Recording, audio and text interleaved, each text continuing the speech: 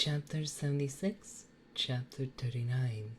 The people who entered the cafeteria were King Leonida and his son, Prince Fritz.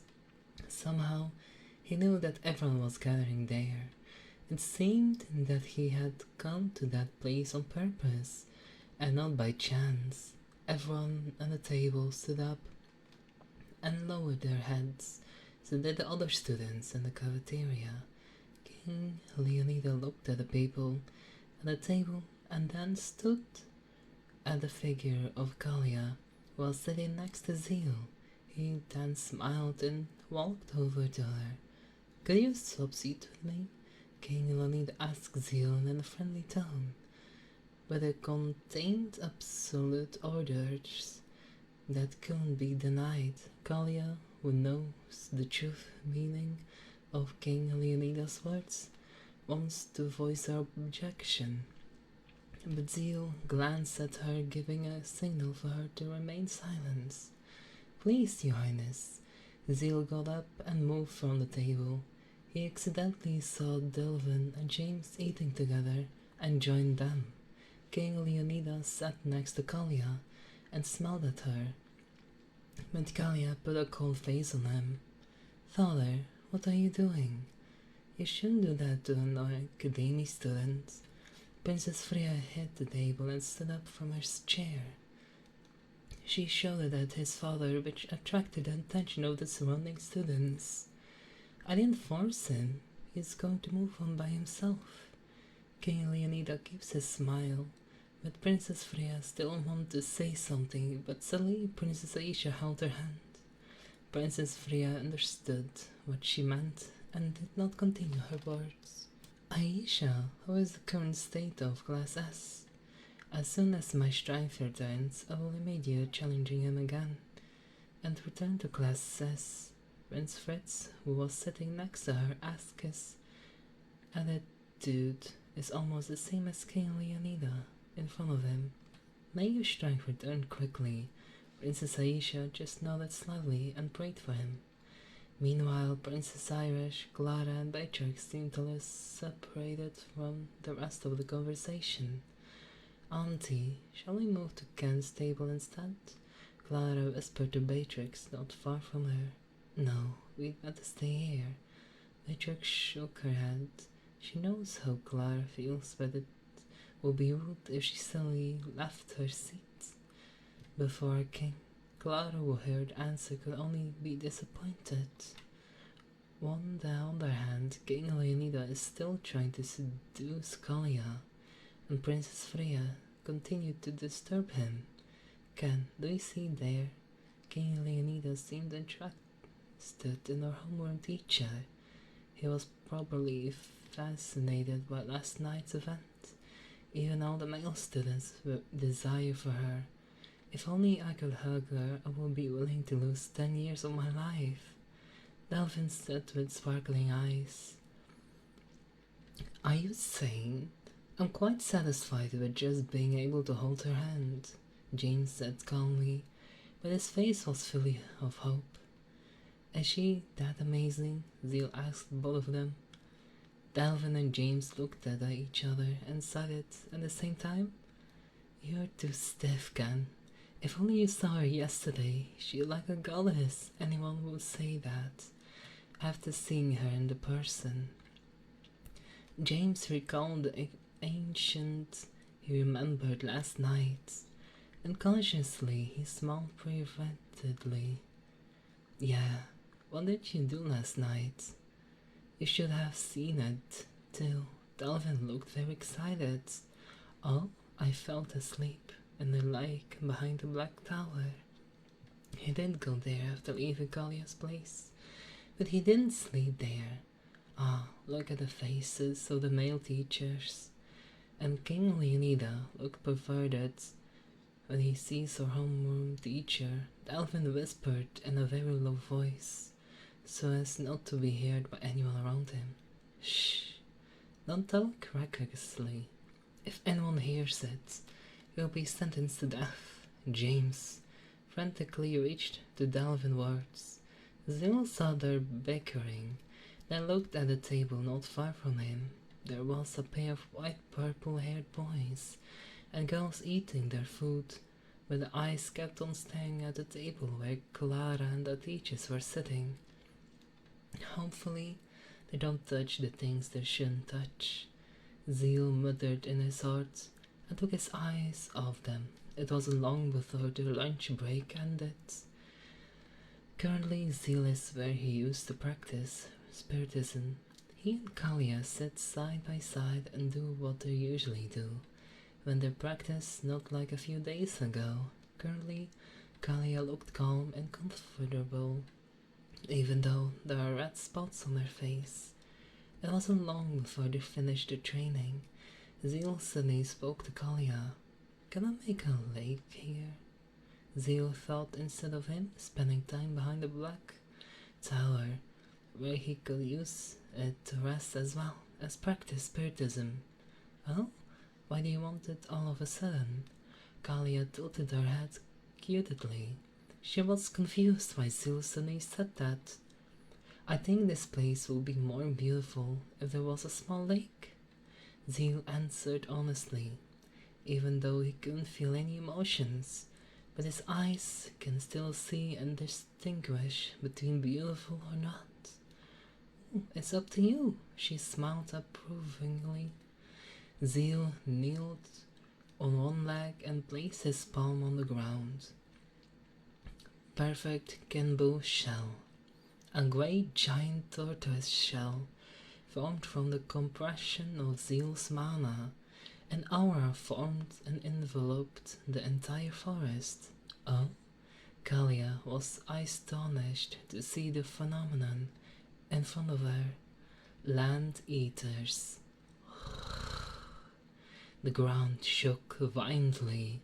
The shocked Kalia suddenly lost her balance and almost fell, but Zeal quickly hugged her waist and retreated some distance from the area. "Thanks." Kalia smiled and hugged Zeal's waist back with both hands. They were currently floating in the air. From the ground suddenly appeared a gigantic monster head with a jaw nearly a kilometer. The monster bit the ground on the surface and pulled it down, and in one bite a huge crater was created before them. Kalia widened her eyes at the huge monster because she had never seen it before. Today she received surprise after surprise from the man besides her. Gendu manifests. Grey-colored mana and aura overflowed from Zeal's body and formed a giant tortoise with a snail tail. "Fill this crater with water until it's full." Zeal ordered the tortoise under him, and the tortoise spouted water from his mouth. It wasn't long before the crater in front of them had turned into a lake. Release. The tortoise disappeared into practice particle. Zeal and Kalia descended back to the ground, but Kalia still hugged his waist. Then Zeal flicked her forehead and she finally let him go. "Oh!" She felt her forehead with her hand. She chucked and stood his tongue out at Zeal. Zeal expanded his hand towards the lake and clenched it. The land suddenly formed in the middle of the lake, and from the ground grew plants that intertwined into a cottage. Why did you build a house in the middle of the lake?" Kalia asked curiously, but in her eyes seemed to be expecting an answer. "Of course, stay there. The atmosphere here is better than in the Black Tower." "Is there a problem?" Zeal forgot to ask her permission before making a cottage there. "Of course not. On the contrary, I'm very happy." Kalia smiled broadly and walked towards the cottage. She walked on the water and came to the front of the cottage. Zeal teleported and was silly beside her. "This place is nice. Can I come here often?" She smiled meaningfully. "Of course." Zeal answered it curtly and sat by the lake as he usually did behind the Black Tower. Kalia sat next to him and rested her head on Zeal's shoulder. Ken, is that your real name? Kalia ventured to ask him. She wanted to know more about the man besides her, as she is afraid she will never come forward. No, Zeal answered her honestly. There was no need to lie to her anyway. His current name is his name too, but not for him in this era. May I know your real name? Kalia glanced at his face, afraid that he suddenly got angry. Zeal Grisel, he answered curtly. Zeal? Then it's nice to be your acquaintance, Zeal. You can call me Leah. It's a nickname for the people closest to me. Kalia sees his face and smiled. She knew the ancient accident and the arrogant kingdom, but didn't know the name of the people involved. That's why, when she heard his name, she wasn't surprised at all. She expanded her hand, offering a handshake with Zeal. Zeal's poker face softened slightly, seeing it. He doesn't notice and accepts Kalia's handshake. Leah. Zeal suddenly called her. Yes? Kalia smiled when she heard Zeal's calling her name. You better not get your hopes up too high, because right now, I can't feel any feelings for you. To be more precise, about all the living things on this continent, Zeal looked straight into her eyes. Her eyes were clear and beautiful. What? Is there a reason behind all that? At first, Kalia was sad to hear the first sentence, but after hearing the last sentence, she was finally shocked. Yeah, I don't have my emotions right now, because of a circumstance, but when I'm with you, it seems to like it breaks down a bit, and a little emotion leaks from there. Zeal doesn't know why he explained it to her. He just thought that he needed to explain it. Oh? In other words, I triggered your emotions? She was shocked, but a wide smile appeared on her face, and Zeal answered her with a smile nod. From the start, I didn't care about that all. I already feel very happy when I'm with you, but I will feel even happier if you feel the same as me. Did you say for now? Then I'll wait for you until you can feel the way I'm feeling right now. No matter how long it takes. She leaned her head back on Zeal's shoulder and hugged his waist tightly. Zeal's expression softened, and he took out a ring from his spare storage. Plain emerald ring with no pattern. Then he took Kalia's left hand and put it on his right finger. Oh? Kalia shocked and seized her left hand. She involuntarily shed tears and smiled proudly. She hugged him even tighter. Never take this ring off. The ring will protect you and could withstand a true god's full power attack. It can also control the barrier I put in this forest. He whispered directly in Kalia's ears. Aren't you overprotective? But I'm so happy. Thank you. Kalia was embarrassed and buried her face in his shoulders. Wait. In other words, this thing, Kalia suddenly realized what Zeal said. A god-ranked artifact. Zeal answered bravely. What? Kalia was astonished. After living for decades, he only saw a god-rank artifact this time.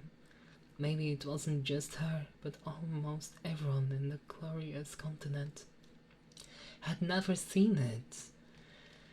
It's one of my responsibilities, so you have to accept it. And I want to ask you something. Have you seen this thing? Zeal took out an object with an ancient aura that was only the size of a diner plate. That? I've seen it in the treasure storage house in the Elven Kingdom. What is that? Kali immediately woke up from her shock after seeing the thing that Zeal took out. World altar fragments. Looks like I'll have to travel to Elven Kingdom sooner or later. Zeal sighed and looked up at the sky. Kalia was once again surprised to hear his words, even if it's for other reasons, that she believed from the bottom of her heart that the man in front of her can help her take back the Elven Kingdom. I will go with you wherever you go, because I really love you. She grabbed Zeal's hand and pressed her lips to him.